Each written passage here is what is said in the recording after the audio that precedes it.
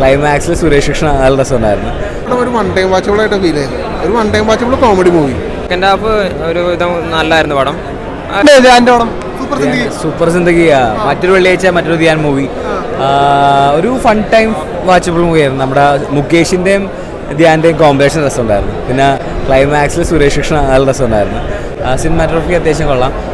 ഒരു time pass movie ആയിട്ട് കണ്ടിരിക്കാൻ നോക്കിയാൽ കുറച്ച് റിയൽ ലൈഫ് ഇൻസിഡൻറ്റ് നമ്മുടെ ഈ പറഞ്ഞ നിധി തരാം, സ്വർണം തട്ടിപ്പ്, ഡയമണ്ട്സ് വയ്ക്കലും അതിൽ പുറകെ പോയി കഴിഞ്ഞാലുള്ള പ്രശ്നങ്ങൾ ആ ഒരു ഇത് കുറച്ച് ട്രൂ ഇവൻറ്റ്സ് ബേസ് ചെയ്തിട്ട് ഒരു ഫൺ എലമെൻറ്റ് ചേർത്തെടുത്തിരിക്കുക. നമ്മൾ ആട് സിനിമയൊക്കെ കണ്ടിരിക്കണ പോലെ ഇല്ല, ആ ഒരു ലെവലൊന്നും ഫീൽ ചെയ്തില്ല. ജസ്റ്റ് ഒരു ഫൺ ടൈം ഒരു ജസ്റ്റ് ഒന്ന് കോമഡി ചിലതൊക്കെ വർക്കൗട്ട് ആയിട്ടുണ്ട്, ചില എനിക്ക് വർക്കൗട്ട് ആയില്ല.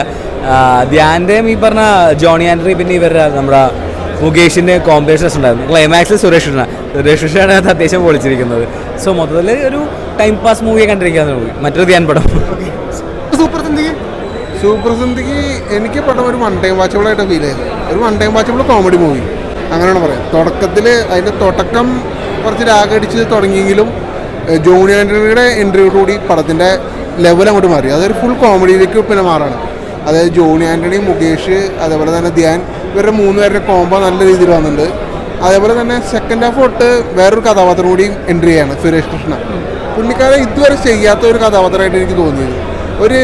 ഒരു കോമഡി നിറഞ്ഞൊരു ഡോൺ, അങ്ങനത്തെ ഒരു റോളാണ് പുള്ളി ചെയ്തത്. പിന്നെ ക്ലൈമാക്സ് ഒക്കെ ഇതിപ്പോൾ പുള്ളിയുടെ ഒരു അഴിഞ്ഞാട്ടം എന്ന് വേണമെങ്കിൽ പറയാം. പുള്ളി നല്ല രീതിയിൽ കോമഡി ചെയ്യുന്നുണ്ട്. എന്തായാലും ഒരു വൺ ടൈം വാച്ചബിൾ. പിന്നെ ഇതിൽ എടുത്തു പറയേണ്ട കാര്യം എന്ന് പറഞ്ഞാൽ ഇത് ഒരു നല്ലൊരു അറ്റ്മോസ് കണ്ടന്റ് തിയേറ്ററിൽ ഇരുന്ന് കാണുകയാണെങ്കിൽ അറ്റ്മോസിൻ്റെ കണ്ടന്റൊക്കെ ശരിക്കും നമുക്ക് ആസ്വദിക്കാൻ പറ്റും. കാരണം BGM-ഉം പാട്ടും എല്ലാവരും ഒന്നിനൊന്നും മെച്ചമായിട്ട് എനിക്ക് തോന്നും. എന്തായാലും കൊള്ളാം. ശ്രീനിവാസനോ പുള്ളിയുടെ എല്ലാ റോള് പോലെ, അതായത് ചില കോമഡി ചില സീരിയസ് ആയിട്ട് അങ്ങനത്തെ ഒരു റോളായിട്ട് എനിക്ക് ഫീൽ ചെയ്തത്. എങ്ങനെയുണ്ടായിരുന്നു സൂപ്പർ സിന്ദഗി? നല്ല മൂവിയാണ്. ധ്യാൻ ശ്രീനിവാസന്റെ പ്രകടനം ഒരു കംബാക്ക് ആണോ? അല്ല, ധ്യാൻ ശ്രീനിവാസനോടെ ഞാൻ പോയിട്ടില്ലല്ലോ കംബാക്ക്. ഒരു ഹിറ്റ്.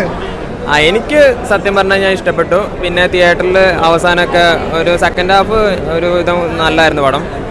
എൻഗേജിങ് ആണ് സിനിമ. കോമഡിയാണോ?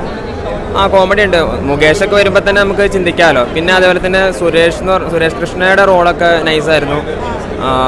നല്ലൊരു കുഞ്ഞു സിനിമ, ഫാമിലി എന്റർടൈനർ കോമഡി.